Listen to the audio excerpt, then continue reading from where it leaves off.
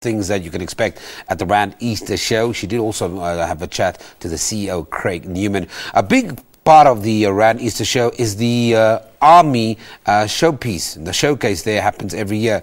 Let's cross to Desiree, who's standing by. You're correct, Sam. The Army has been a constant for this 120-year-old showcase, which continues to draw thousands and thousands of people coming through annually during the Easter holidays. And the Army comes here to display its four arms, and those would be the SA Army, the SA Air Force, the SA Navy, and the SA Military Health Services, which demonstrate all of their rigorous military training and capabilities. And now to talk about all of that, we're joined by Brigadier Xolani Mabanga. Welcome to Morning Live. Good morning, and thank you for inviting me. We're also joined by Chappie Holzhausen, who is the Visual Communications Manager for the Army, to tell us about the work of putting this display together. Good morning to you. Good morning, thank you.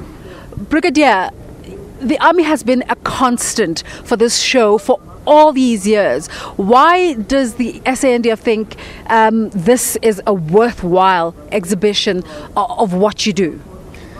The South African National Defence Force views its participation in the Rand Show as one of its platforms where it can take the South African National Defence Force back to the people, or have an opportunity where the people of South Africa can interact freely with the members of the South African National Defence Force and see the equipment and hardware that we have in order to carry out our responsibilities.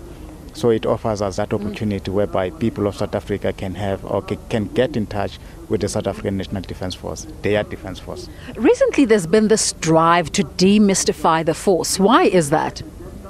Well, it's just perceptions that are there which we have to drive away from the people.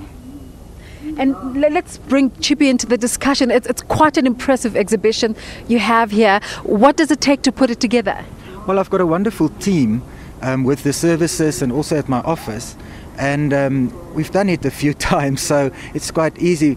And luckily this year we've also got the military police here and the special forces, so no, it's easy if everybody knows, and they're military, you know, so they're disciplined, they know what we want, and they bring it and they put it down. Absolutely. But Brigadier, beyond it being just an exhibition, it also seeks to highlight how the public, as you say, can interact with the Army, especially in relation to jobs within the Army. Tell us about that. Well, I wouldn't refer to it as jobs, but as careers in the South African National Defence Force. We'll have opportunity to explain to the people of South Africa career opportunities available in the Defence Force, starting from the South African Army, what career opportunities are there from the engineers and other technical skills that are required for the Army. Go to the Air Force, the pilots, the air control traffickers, traffic control, and then go to the Navy, go to the South African Military Health Service, where we'll also have the full spectrum of all health professions that are available in the South African Military Health Service, where we'll have practical experiences and engagement with those professionals in the field. We might be talking about the Army here, but there's also the fun component. Tell us about the activities that the public can get involved in terms of interactivity, Chippy. That was one of our briefs to all the participants, that it must be interactive so that everybody can get onto our vehicles, into our vehicles. At the Military Health Service exhibition, they can go and do their blood tests and, you know, all sorts of things. Also with the military, with the special forces, they can also really experience what those guys are doing in the field. So it's very interactive, because that's what we want to do. We want to, especially young people, to understand what we're doing and maybe join us.